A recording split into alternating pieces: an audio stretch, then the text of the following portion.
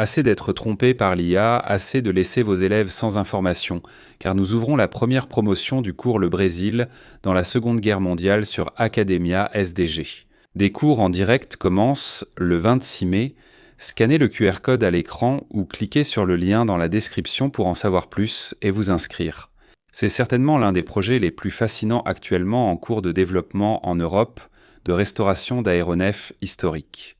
Vous pouvez vous demander, mais il y a d'autres Focke-Wulf qui volent, non? D'autres Focke-Wulfs existent, y compris beaucoup dans des musées et des exemplaires qui sont en état de vol. Mais regardez, beaucoup des Focke-Wulf qui volent sont des répliques, n'est-ce pas? Je crois qu'il n'existe qu'un seul Focke-Wulf original en état de vol aujourd'hui. Tous les autres sont des répliques d'une entreprise allemande appelée Flugwerk. Flugwerk qui utilise même le moteur russe, le Schwarzkopf, pour propulser les avions, n'est-ce pas? Donc quand on tombe sur un titre comme celui-là, le projet du Focke-Wulf hongrois continue, c'est assez intéressant d'analyser les raisons, d'accord? D'abord parce que la Hongrie a été le dernier allié encore engagé dans les combats, n'est-ce pas? Le dernier allié européen de l'Allemagne a resté aux côtés de l'Allemagne pendant la Seconde Guerre mondiale. La Hongrie a subi un coup d'État dès le premier semestre de 1944 qui aurait été en faveur de l'Union soviétique. Les Allemands ont envahi Budapest, ont pris le contrôle de la ville et ont installé un gouvernement pro-allemand qui a duré essentiellement jusqu'à la fin de la guerre. Alors, les Hongrois, contrairement aux autres, n'est-ce pas?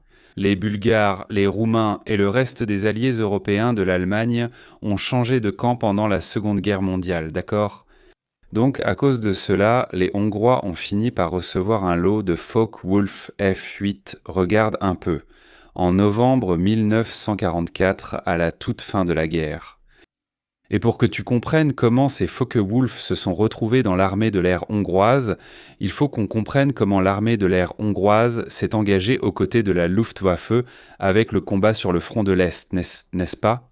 Pourquoi? Parce que ces Focke-Wulf ici, c'était des versions d'attaque au sol, qui transportaient des bombes, n'est-ce pas? Des versions F8 comme vous pouvez le voir sur cette photo. Et ça, on peut en retracer l'origine jusqu'à Barbarossa, en 1941, quand la Hongrie a déclaré la guerre à l'Union soviétique. 3 jours plus tard, 3-4 jours après que l'Allemagne ait déclaré la guerre à l'Union soviétique, n'est-ce pas? La Hongrie entre aussi en guerre. Et là, la Hongrie avait une force aérienne vraiment très en retard, vraiment. Ils utilisaient beaucoup les Reggiani 2000 italiens, n'est-ce pas? C'est le seul pays, vraiment, à avoir mis le Reggiani 2000 en première ligne pour de vrai contre une force aérienne ennemie. Ce furent les Hongrois. Sauf qu'après ça, les Hongrois vont commencer à recevoir des Messerschmitt. Et une fois que les Hongrois reçoivent les Messerschmitt, ils vont créer là-bas leur escadron de chasse, n'est-ce pas? Le groupe de chasse Puma, qui est encore aujourd'hui, disons, l'un des plus grands symboles de la force aérienne hongroise, ce sont les Pumas. Mais ils créent aussi des unités d'attaque au sol. Ils créent des unités d'interdiction du champ de bataille. Pourquoi? Bon, parce que la force aérienne hongroise, les composantes, les escadrons hongrois en première ligne, ils sont placés en 1941 sous le commandement du 8e Fliegerkorps. Et si vous avez déjà entendu parler du 8e Fliegerkorps, vous savez très bien de quoi je parle. C'était l'unité d'attaque au sol par excellence de la Luftwaffe, n'est-ce pas? C'est l'unité du maréchal Wolfram von Richthofen, le cousin du baron rouge. Et c'était l'homme qui s'est le plus distingué dans la Luftwaffe en tant que commandant de formation de Stukas. C'était Richthofen, n'est-ce pas? Donc l'héritage tactique de la force aérienne hongroise vient de 1941 et 42 quand ils sont devenus subordonnés, n'est-ce pas? Ils sont entrés dans la chaîne de commandement de Wolfram von Richthofen en tant qu'assaillants de la ligne de front soviétique, d'accord? Fournissant un soutien à l'armée au sol. Justement à cause de cela, comme ils étaient désormais le dernier allié européen de l'Allemagne, pour des raisons de propagande, il était aussi très intéressant de fournir du matériel de première ligne à leurs seuls alliés. Donc les 72 de ces Focke-Wulf ont été vendus, en réalité cédés, à la Hongrie en novembre 1944, restant engagés au combat jusqu'au 16 avril 1945. Bien sûr, la chute de Budapest en février 1945 face à l'armée rouge a aggravé cette situation, n'est-ce pas? Cela a sans aucun doute aggravé la situation et a fait que les Hongrois ont vu leur action considérablement réduite, n'est-ce pas? Mais les gars, qu'est-ce que cet article nous dit ici? Il nous dit que ce type ici, Andor Burnacki, n'est-ce pas? Ce même individu que je vous ai montré ici avec une casquette, il est l'un des responsables du projet de restauration de ce Focke-Wulf hongrois. Ce Focke-Wulf, ce n'est pas un seul avion, c'est une somme de plusieurs avions qui ont été retrouvés sur différents champs de bataille, ainsi que dans des granges. Des personnes, des donateurs individuels, ont contribué avec des pièces récupérées au fil du temps afin de pouvoir construire un seul Focke-Wulf.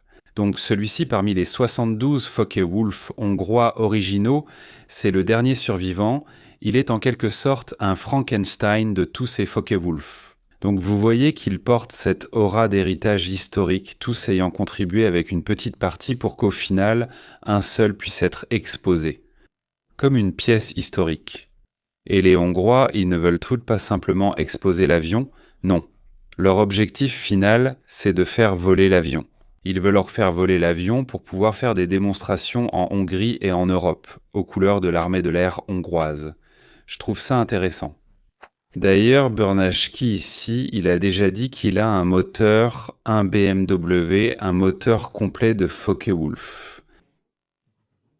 Il cherche aussi un second moteur, sûrement pour en avoir un de rechange ou récupérer les meilleures pièces pour en faire un seul fonctionnel. Et lui, mec, la seule pièce qu'il a déjà entièrement restaurée, c'est celle-ci, regarde. C'était l'hélice, d'accord? Du propulseur de l'hélice.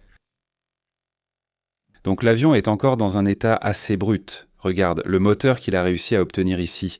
Regarde, le BMW 801. Il est encore en pleine restauration. Il a seulement été assemblé comme un seul appareil. Cependant, il n'est absolument pas en état d'être exposé. D'ailleurs, il ne se trouve pas dans l'un des grands musées d'histoire militaire hongrois. Il se trouve dans un petit musée privé qui est situé près de Budapest. Comme vous pouvez le voir ici, l'exposition est installée directement au sol avec des photos de l'appareil. Voici quelques photos couleur de l'avion. Donc c'est comme ça qu'on doit voir cet avion, au final, d'accord ? Mais il dit Andor Burnacki ici que des touristes anglais, allemands et même américains s'y rendent en grand nombre pour pouvoir découvrir ce Focke-Wulf et aussi financer la restauration de ce Focke-Wulf. Il a même dit qu'il est tout à fait possible qu'il transfère ce Focke-Wulf aux États-Unis pour sa restauration. Parce qu'aux États-Unis, il y a des ateliers, il y a des entreprises qui sont habituées, n'est-ce pas, qui sont capables de faire la restauration d'un avion comme celui-ci. Parce qu'au final, un avion comme celui-ci, n'est-ce pas, qui vole aujourd'hui, appartient au Flying Heritage Museum, qui était le musée de Paul Allen, tu sais, le partenaire de Bill Gates chez Microsoft. Et Paul Allen a vraiment financé la restauration d'un Focke-Wulf complet, avec le moteur complet. Tout a été fait pour faire voler l'original aux États-Unis. Donc je crois que le Focke-Wulf de Paul Allen, Feu Paul Allen, soit maintenant le seul original vraiment en état de vol. Il y a plusieurs Focke-Wulf qui volent en Europe, y compris au hangar 10 qui se trouve dans le nord de l'Allemagne, près de la mer Baltique, presque à la frontière avec avec la Pologne. Et aussi un Focke-Wulf français, qui vole dans plusieurs meetings aériens, c'est un Focke-Wulf appartenant à un propriétaire français. Il vient aussi de Flugwerk, c'est une réplique de Flugwerk. En 2010, je suis allé à l'usine de Flugwerk, je suis monté dans le cockpit d'un de ces Focke-Wulf. Donc vraiment, la réplique est très fidèle. Et l'un de ces Focke-Wulf a été acheté par Rolly Mamaro, le défunt propriétaire de la TAM à l'époque. Regardez quand c'était, vers l'an 2000. Et ce Focke-Wulf, malheureusement, mec, qui est au Brésil, malheureusement, je crois qu'on ne le verra jamais assemblé parce que la dernière photo que j'ai de lui date de 2010-2012, quelque chose comme ça.